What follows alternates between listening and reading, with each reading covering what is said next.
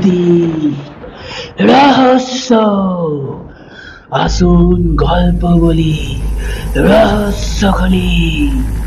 তো নমস্কার বন্ধুরা, আপনাদের সবাইকে স্বাগত আমাদের চ্যানেল ভৌতিক রহস্যর আরো একটি নতুন ভিডিওতে, যেটা আমাদের ভৌতিক রহস্যর গল্প ঘটনার এপিসোড নাম্বার 35, এপিসোড নাম্বার 35। তো প্রত্যেকটি এপিসোডের মতো এই এপিসোডটা হতে চলেছে খুবই ভয়ঙ্কর এবং খুবই অন্যরকম একটি এপিসোড। কেন অন্যরকম সেটা জানার জন্য আপনাদেরকে পুরো ভিডিওটা দেখতে হবে, তাহলেই আপনারা বুঝে যাবেন কেন এই ভিডিওটা একটু অন্যরকম হতে চলেছে। আজকে যে ঘটনাটা থাকছে সেই ঘটনাটা প্রত্যেকটা ঘটনার থেকে আলাদা বলবো না, কিন্তু একটু হলেও আপনাদের মনে এই প্রশ্নটা জাগাবে কি এটাও কি সম্ভব, এটাও কি হয়, সেটার উত্তর আপনারা দেবেন কমেন্ট বক্সে পুরো গল্পটা শোনার পর। তো প্রথমে দুটো কথা বলে নিই যে কেন আমরা এতদিন পর এপিসোড দিচ্ছি। আপনাদের অনেকের মনেই এই প্রশ্নটা আসছে। লাস্ট এপিসোড মিনিমাম 1-2 মাস আগে এসেছিল, আমার টাইমিংটা ঠিক মনে নেই, যেটা 34 নম্বর এপিসোড ছিল। তারপরে অনেকটাই দেরি হয়ে গেল। তার সবচেয়ে বড় শরীর খারাপ তো ছিলই, তার সবচেয়ে বড় প্রধান কারণ হলো মাধ্যমিক পরীক্ষা। ইয়েস গাইস, আমি মাধ্যমিক স্টুডেন্ট। এই কিছুদিন আগে আমার মাধ্যমিক শেষ হলো, তারপর আমি আবার চ্যানেলের কাজে যুক্ত হলাম। মাধ্যমিক শুরু হওয়ার প্রায় 1-1.5 মাস আগে থেকে পড়াশোনা নিয়ে এতটাই ব্যস্ত হয়ে গেছিলাম যে একদমই চ্যানেলকে নিয়ে কোনো কিছুই ভাবতে পারিনি, সেটা আপনারা বুঝতেই পারছেন কেন। তো যাই হোক, এবার থেকে রেগুলার প্রত্যেক সপ্তাহে মিনিমাম 1টা থেকে 2টো মিনিমাম 1টা করে ভিডিও তো আসবেই ভয়েসে, তার সাথে ইনভেস্টিগেশন ভিডিও তো আপনাদের জন্য ভৌতিক রহস্যতে আসবেই ফেসবুকে এবং ইউটিউবে। যারা এখনো অবধি আমাদের ইউটিউব চ্যানেল ভৌতিক রহস্যকে সাবস্ক্রাইব করেননি, করে নেবেন। খুব শীঘ্রই আমরা কমপ্লিট করতে চলেছি 2K সাবস্ক্রাইবার, 2000 সাবস্ক্রাইবার। তো যারা এখনো সাবস্ক্রাইব করেননি করে নেবেন, এবং এই ভিডিওটা শোনার পর বা ভিডিওটা পুরোটা দেখার পর যদি মনে হয় ভিডিওটা লাইক করা যায় বা লাইক করার যোগ্য, তাহলে এই ভিডিওটাকে লাইক করবেন। আগে থেকে আমি বলবো না ভিডিওটাকে লাইক করে দিন, এই করে দিন, ওই করে দিন। তো বেশি কথা বলবো না, চলে যাবো ডাইরেক্ট গল্পতে। তো আজকের গল্পটা আমাদেরকে পাঠিয়েছে কৃষ্ণনগর থেকে বারুই দাস। তো বারুই দাসকে অনেক অনেক ধন্যবাদ এই ঘটনাটি পাঠানোর জন্য।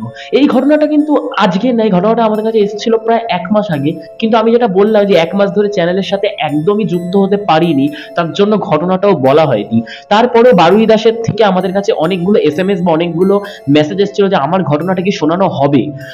আমি এমনকি তাকে রিপ্লাইতেও দিয়েছিলাম যে হ্যাঁ শোনানো হবে, কিন্তু একটু দেরি হবে। এই রিপ্লাইটা আমি তাকে প্রায় 3 সপ্তাহ আগে দিয়েছিলাম, তখন আমার মাধ্যমিক পরীক্ষা শুরু হবে। যাই হোক, এবার আমি ঘটনায় ফিরি।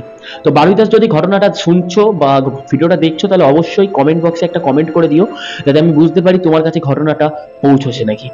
তো প্রথমেই বারুই দাসের যে ঘটনাটা আমাদেরকে SMS করে পাঠিয়েছে সেটা একটু খুলে নিই। তো প্রথমে ঘটনাটা লেখার আগে বারুই দাস দুটো কথা লিখেছে। বারুই দাস লিখেছে, নমস্কার ভৌতিক রহস্য। আমি ভৌতিক রহস্যের খুব পুরনো শ্রোতা না হলেও ভৌতিক রহস্যের ঘটনা আমি কয়েকদিন ধরে শুনছি। মিথ্যে কথা বলবো না যে ভৌতিক রহস্যের অনেক ঘটনা আমি শুনেছি। ভৌতিক রহস্যর খুব বেশি হলে 5 থেকে 6টা ঘটনা আমি শুনেছি, কিন্তু এর মধ্যে এই ভৌতিক রহস্য অনেক বড় ফ্যান হয়ে গেছি। শুধু ভয়েসই না, ভৌতিক রহস্য যে ইনভেস্টিগেশন ভিডিওগুলো সেগুলো আমাকে খুব অ্যাক্টিভ করে বা আমাকে নিজের দিকে খুব আকর্ষণ করে। ভৌতিক রহস্যর ভিডিও দেখে আমি এটা বলবো না যে আমি ভূতকে বিশ্বাস করি বা ভূত মানি।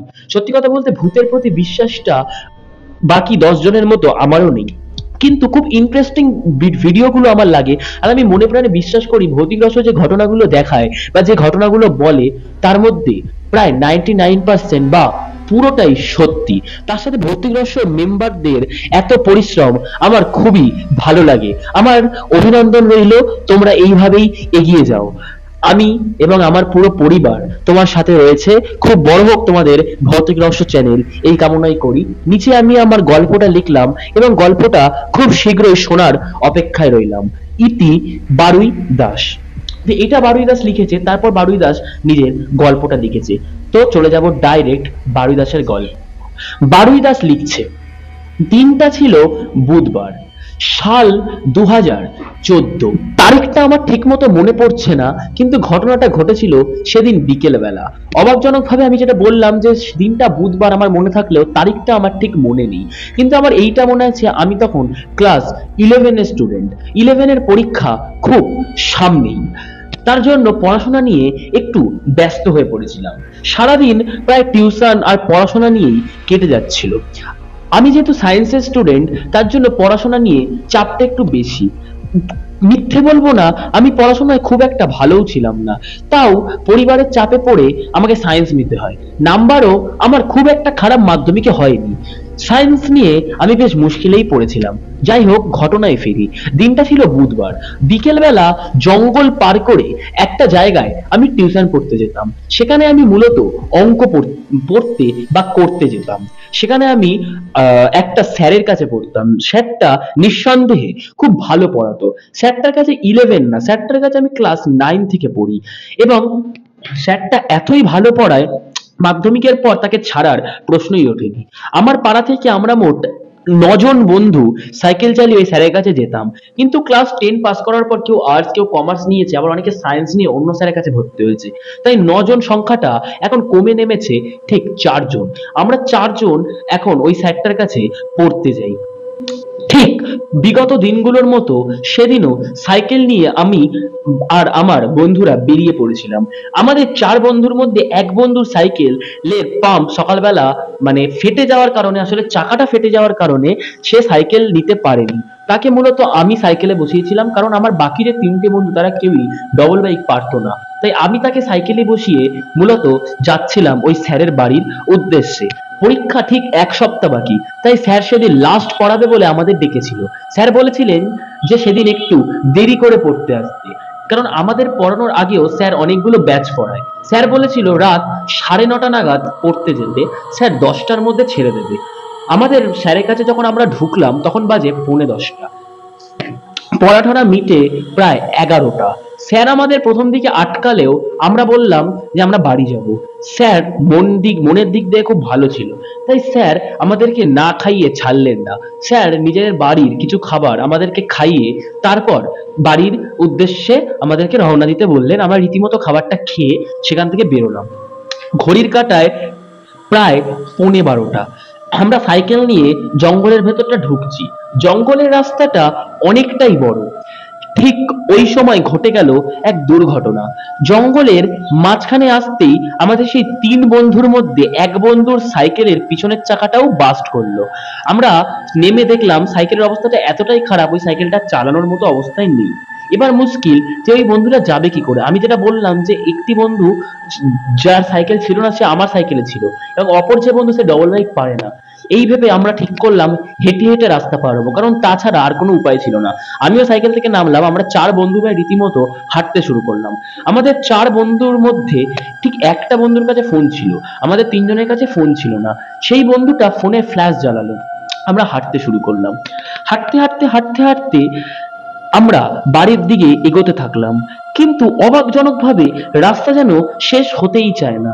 মনের মধ্যে কেমন একটা সংশয় ঘটলো যে প্রায় 3 বছর ধরে বা তারও বেশি সময় ধরে স্যারের কাছে পড়তে আসি, অনেকবার হেঁটেও বাড়ি ফিরেছি, এসেছি, এতটা যে বড় জঙ্গল এই প্রথম মনে হচ্ছে। কিছুই বুঝতে পারলাম না। বন্ধুরা বলছে আরে কিছু না, রাস্তাটা এরকম বড় মনে হচ্ছে, রাত হয়েছে তো তাই। আমি তাই ভেবে হাঁটতে থাকলাম। কিন্তু তারপরেই একের পর এক দুর্ঘটনা, বা বলতে পারো একের পর এক কালো ছায়ার প্রকোপ ঘটলো আমাদের দিকে। সেই বন্ধুটার ফোন ছিল, হট করে সে বন্ধুটার টর্চ বন্ধ হয়ে গেল। পাশ থেকে আরেকটা বন্ধু বললো কি রে, চার্জ দিয়ে আনিসনি, ফোনটা বন্ধ হয়ে গেল। সেই বন্ধুটা প্রায় অবাক হয়ে গেল। আমরা কিছু বুঝতে পারলাম না। বললাম কি রে, কি হয়েছে? বলছে আমার ফোনে একটু আগেই চার্জ ছিল 82 থেকে 83%। আমি দেখেছিলাম 10 মিনিটের মধ্যে সেই ফোনটা কি করে বন্ধ হয়ে যেতে পারে। আমরা বললাম ওই বাদ দে, হতে পারে কোনো টেকনিক্যাল প্রবলেম টবলেম, চলেই তো এসছি, এক্ষুনি চলে আসবো। ওই করতে করতে এগিয়ে গেলাম। প্রায় জঙ্গল থেকে বেরোবো ঠিক ওই সময় আমাদের একটি রাহুল বলে বন্ধু, সে হঠাৎ বলে উঠলো এই বারু। আমাকে বন্ধুরা বারু বলে ডাকে। বলে এই বারু, পঙ্কজ কই? আমি বললাম পঙ্কজ? পঙ্কজ তো পিছনেই ছিল। পঙ্কজ বলতে যে বন্ধুটার কাছে ফোন ছিল আমি তার কথা বলছি। পঙ্কজ কই? এবার সবাই বলাতে আমি পিছন দিকে ঘুরে দেখলাম আমরা 4 বন্ধুর মধ্যে সেখানে ঠিক 3 জন দাঁড়িয়ে, পঙ্কজ সেখানে নেই। অবাক হয়ে গেলাম। আমরা প্রায় জঙ্গল থেকে বেরিয়ে এসেছি, ঠিক ওই সময় আমাদেরকে আবার ঢুকতে হলো জঙ্গলে। এই কারণে, কারণ আমাদের একটি বন্ধু কে আমরা খুঁজে পাচ্ছি না। কিছু বুঝতে পারলাম না কি করব। ঠিক ওই মুহূর্তে এমন একটি জিনিস দেখলাম যেটা দেখে অবাক হওয়াটা আরো বেড়ে গেল, বা বলতে পারো সত্যিকারের ভয় পেয়ে গেলাম। আমি দেখলাম দুপা এগোতেই আমার পায়ের সামনে পড়ে রয়েছে পঙ্কজের মোবাইল।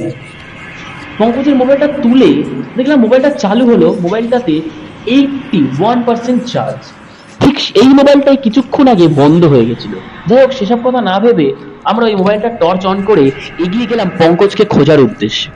পঙ্কজ পঙ্কজ বলে চিল্লাতে লাগলাম, কিন্তু কিছু পাখি, চামচিকে, বাদুড় এইসবের শব্দ ছাড়া আর কিছুই শুনতে পেলাম না। ভয়ও লাগছিল, কিন্তু অত রাতে ওকে ছেড়ে যাওয়াও যায় না, বা বাড়িতে গিয়ে ওর মা বাবাকে কি বলবো। ওর মা বাবারও একমাত্র সন্তান, মানে পারিবারিক অবস্থাও খুব ভালো না। হয়তো ওর মা বাবা জানতে পারলে থাকতে পারবে না, হয়তো বাঁচতেই পারবে না।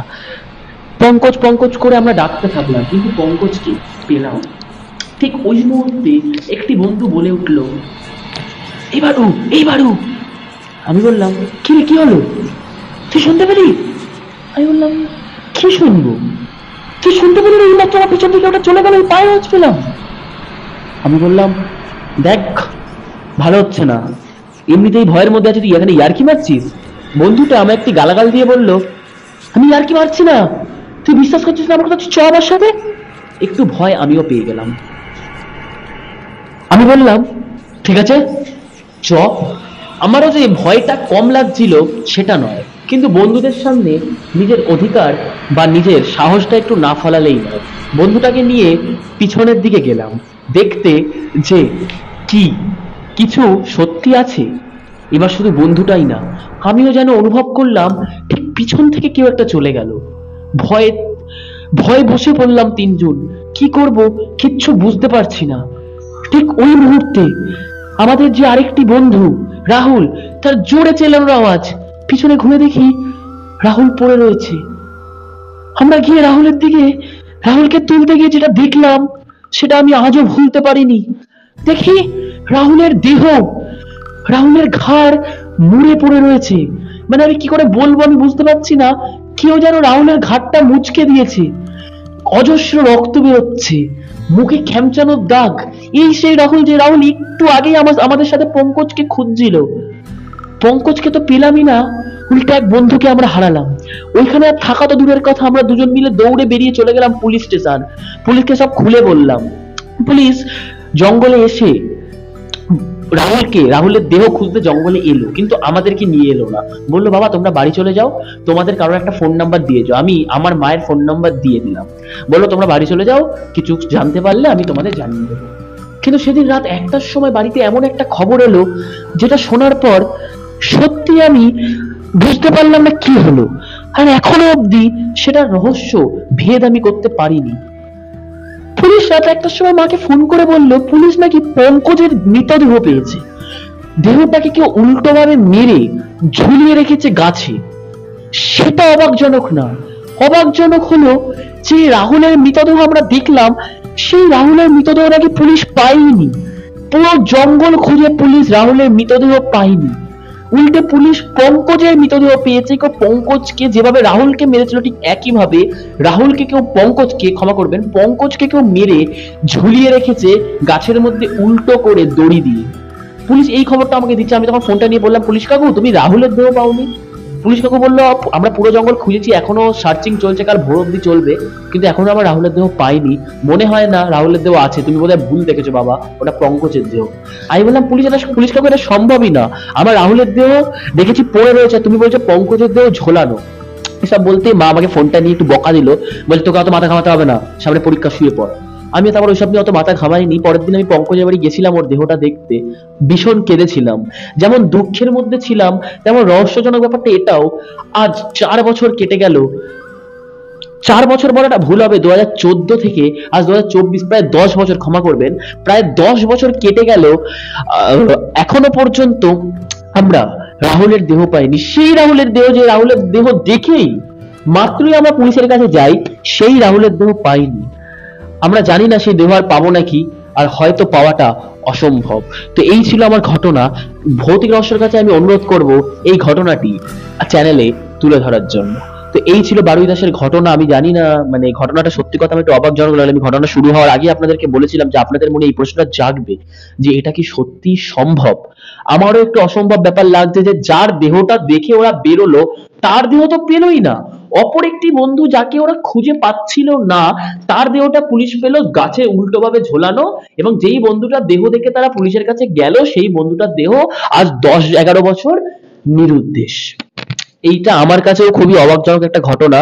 সত্যি কথা বলতে আমার যতটা না ভয় লেগে ততটা অসম্ভব ব্যাপার লেগেছে। বারুই দাসকে আমার অনুরোধ, যদি এরকম ঘটনা তোমার কাছে আরো থেকে থাকে, অথবা যারা ঘটনাটা শুনছো, যদি তোমার কাছে এরকম ঘটনা থেকে থাকে অবশ্যই জানাবে। আমরা ভৌতিক রহস্য থেকেও কৃষ্ণনগরে সত্যি কথা বলতে যাওয়ার ইচ্ছে আমাদের সবার আছে। ভৌতিক রহস্য চ্যানেলের থেকেও আমাদের, মানে আমাদের যারা মেম্বার আছে, আমি যদি নাও যেতে পারি, আমাদের যে আরো মেম্বার আছে, রন্টি, সায়ন, মোহিত, আরো আছে, আপনারা জানেন। আমি যদি নাও যেতে পারি, তারা যাবে কৃষ্ণনগর। অবশ্যই চেষ্টা করবো এই বছরের মধ্যেই, যদি কখনো যাওয়ার সুযোগ হয়, একবার বারুই দাসের সাথে কন্ট্যাক্ট করে, বারুই দাস নিজের অ্যাড্রেসটাও দিয়েছে, সেটা আমি বলছি না, অ্যাড্রেস আর ফোন নাম্বারও দিয়েছে, আমি সেইটার সাথে বারুই দাসের সাথে কন্ট্যাক্ট করে আমরা একবার চেষ্টা করবো সেখানেই যাওয়ার। হয়তো কিছু করতে পারবো না, বা বোঝার চেষ্টা করবো যে ব্যাপারটা কি। যাই হোক, আপনাদের কাছেও আমার অনুরোধ যে আপনাদের কি মনে হলো, সত্যি কি এটা সম্ভব? দেখুন, আমি একবারও বলছি না ভূত বলে কিছু আছে, এটা কি সম্ভব? এটা তো আর এমনি এমনি হতে পারে না। যাই হোক, আপনারা কমেন্ট বক্সে জানাবেন। আর যেটা বললাম, এবার থেকে প্রত্যেক সপ্তাহে মিনিমাম একটা করে ভয়েস তো আসবেই, কোনো সপ্তাহে দুটো করেও আসতে পারে। প্রত্যেক শনিবার করে ভৌতিক রহস্যের ভয়েস আসছে, এটা আমরা গ্যারান্টি দিচ্ছি। এবং তার সাথে ইনভেস্টিগেশন তো আসছেই, শর্টসও আসবে। ভৌতিক রহস্য আবার আগের মতো আপনাদের মন জয় করে নেবে, এই আশাই রাখি। তো দেখা হবে আরো এক শনিবারের রাতে, আরো এক ভৌতিক রাতে, আরো এক ভূতের রাতে। বিদায়, টাটা, গুড নাইট।